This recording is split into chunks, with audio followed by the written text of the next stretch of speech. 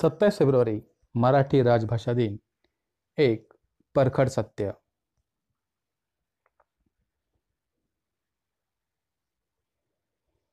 दिनांक 27 फेब्रुवारी कैवर्य कुसुमाग्रज यांचा जन्मदिवस. अर्थातच मराठी राजभाषा दिन. सललिय पै संचारा पैडी मांडना सुवर्ण रैनेला मराठ्य भाषा कामिनी य अडवी रेहंती.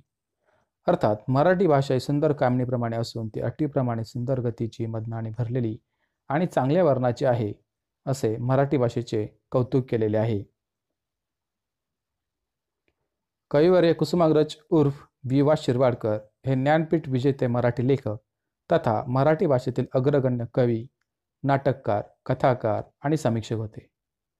सरस्वतीच्या मंदिरातील देदीप्यमान रत्न तसेच आत्मनिष्ठ आणि समाजनिष्ठ जाणीव असणारे मराठीतील महत्त्वाचे लेखक. प्रामाणिक सामाजिक आस्था, क्रांतिकारक वृत्ती आणि शब्दकलेवरचे प्रभुत्व ही त्यांच्या काव्याची वैशिष्ट्ये. ओळखलत का सर मला, पावसात आला कोणी, कपडे होते करदमलेले, केसावरती पाणी. आजही कुसुमाग्रजांच्या या कणा कवितेतील ओळी युवकांना तितक्याच प्रेरणादायी वाटतात. मोडून पडला संसार तरी मोडला नाही कणा, पाठीवरती हात ठेवून फक्त लढ म्हणा. लाचारीने जीवन जगण्यापेक्षा संघर्ष करत जीवन जगणे हे कधीही श्रेष्ठ असते, हा त्यांनी दिलेला संदेश काळजात घुसून राहतो. एखाद्या विचाराशी आणि अनुभूतीशी बांधलेल्या बांधिलकीपेक्षा विचारशक्ती आणि अनुभव क्षमता मुक्त ठेवणाऱ्या सामलकीचे महत्त्व मला अधिक वाटते. सामिलकीत बांधिलकी समाविष्ट असतेच, पण बांधिलकीची मर्यादा आणि कृपणता तीत असत नाही. सामिलकी म्हणजे घटनांच्या प्रवाहात मनाने सामील होणे आणि संस्कृतीच्या वरच्या बांधकामावर नव्हे, तर तिच्या मुळाशी असलेल्या आधारभूत मूल्यांची जाण आणि त्यासाठी आग्रही असणे होय. कुसुमाग्रज विचारांच्या प्रवाहीपणाला महत्त्व देतात. विचारांचे प्रवाहीपण नाकारणे म्हणजे त्याचे अस्तित्वच नाकारणे आणि पर्यायाने संस्कृतीचा विकासही नाकारणे होय, ही त्यांची मूळ विचारधारा. कुसुमाग्रजांच्या मते साहित्याने प्रत्यक्ष क्रांती होत नसली तरी क्रांती ही साहित्याची प्रेरणा होऊ शकते. अनंत अमुची देहासक्ती अनंत अन आशा, किनारा तुला पामराला, या वळी आपणास खूप काही शिकवून जातात. पण मराठी राजभाषा दिनानिमित्त आपणास वास्तव काय आहे याची विचार करण्याची वेळ आली आहे. वर्षातून फक्त एक वेळ मराठी भाषा दिन साजरा करून आपण जगालाही सांगत आहोत की आम्हाला मराठीचा विसर पडला आहे. एक जिवंत भाषा म्हणून तिच्या संवर्धनाचा, आधुनिकीकरणाचा वसा आम्ही टाकून दिला आहे. इंग्रजी भाषेप्रमाणे सर्व प्रकारचे व्यवहार मराठीतून करणे, त्यासाठी मराठीमधून शिकणे, शिकवणे हे आम्हाला जमणार नाही. आम्हाला स्वतःची प्रगती करायची आहे, स्वभाषेची नव्हे.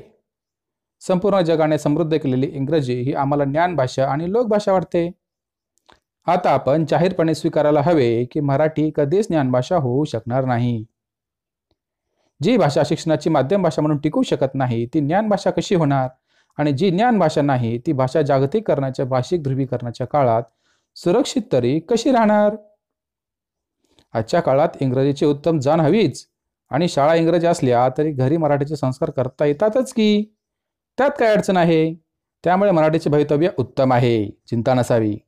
अशी वक्तव्ये कानावर आली की त्यांना सांगावेसे वाटते की प्रत्यक्ष स्थिती काय आहे ते नीट पहा. मराठी शाळा बंद पडत आहेत.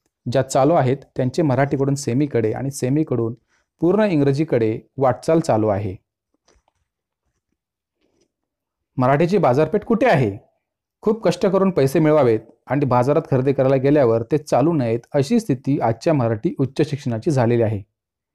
माझ्या मराठीची बोलू कौतुके, परी अमृतातेही पैजा जिंके, ऐसे अक्षरे रसिके मेळवीन, अशी परिस्थिती कुठेही राहिलेली नाही.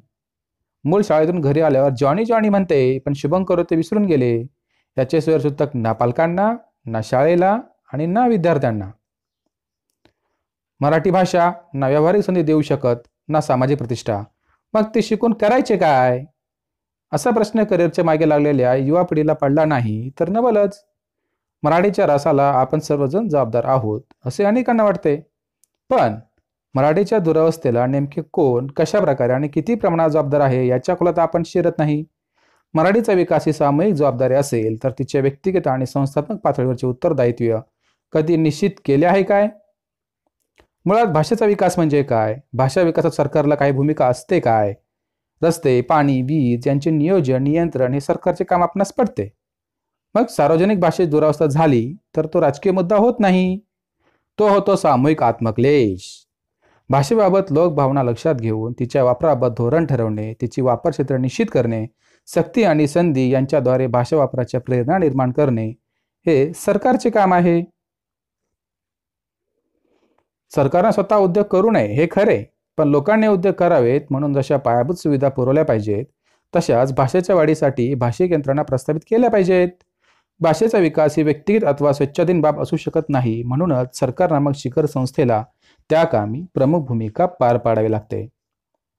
शेवटी कुसुम अग्रज यांच्या शब्दात, नाही पसरला कर कधी मागा यजदान, नाही पसरला कर कधी मागा यजदान, स्वर्ण सिंहासनापुढे लवली नामान, स्वर्ण सिंहासनापुढे लवली नामान.